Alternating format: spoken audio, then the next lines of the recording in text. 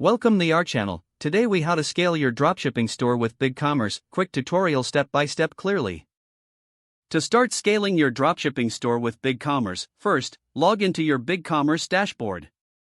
Navigate to the products section to add new items to your store.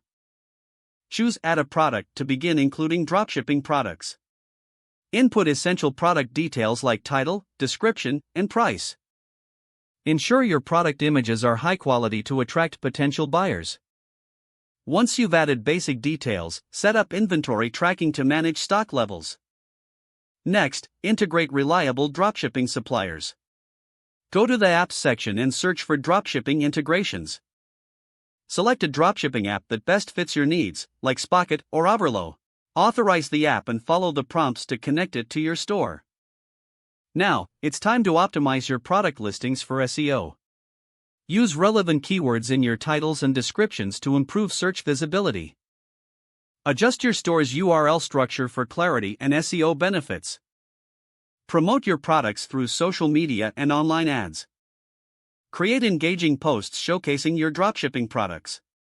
Utilize email marketing to connect with potential customers and returning buyers.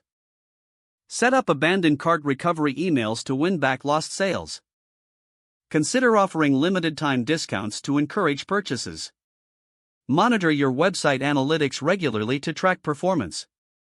Identify high-performing products and allocate more resources towards them. Engage with customer feedback to improve your offerings and services. Finally, continuously refine your marketing strategy based on data-driven insights. With these steps, you'll be well on your way to scaling your dropshipping store successfully. If the page does not load, refresh the browser or try again in a private or incognito window. Make sure you are using the correct email address, then retype it carefully to avoid small typos.